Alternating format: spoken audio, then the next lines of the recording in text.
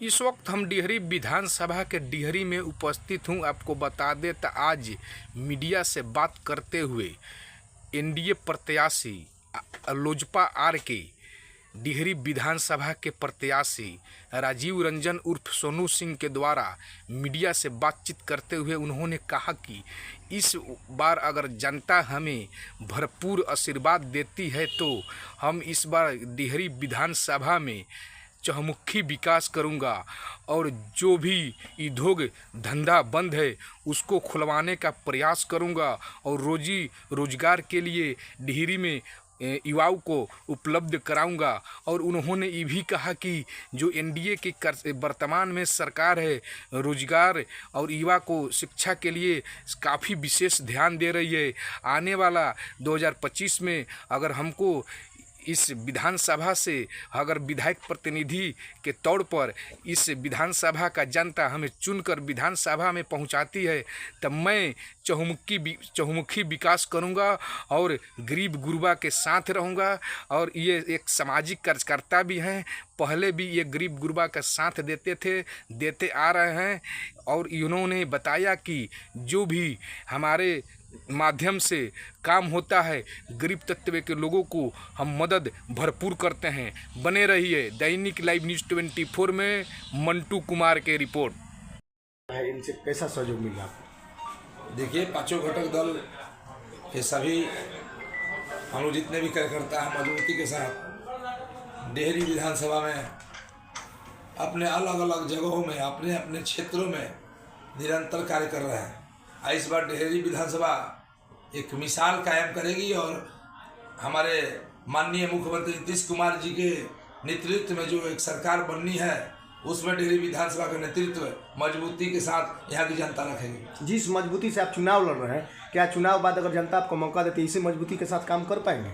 निश्चित रूप से हम जनता के काम ही करने आए हैं, हम अपना घर बनाने नहीं आए हैं।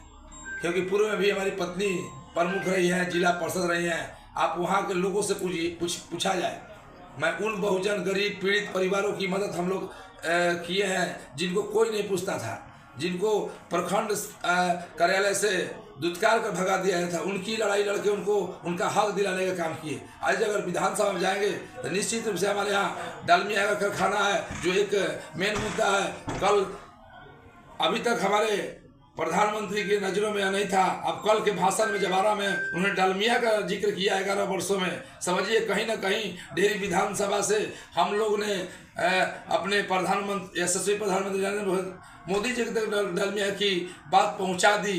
तो निश्चित रूप से यहाँ हर जिले में कारखाने खोलने की बात हो और डालमिया अगर पहले कारखाना होगा। हालांकि इसके पहले तो कई बार नेताओं ने वादा किया लेकिन डालमिया नगर के जो उद्योग हैं उसको चालू नहीं करा पाए, लेकिन क्या लगता है कि तारणहार बनकर सोनू सिंह भाई ने क्या?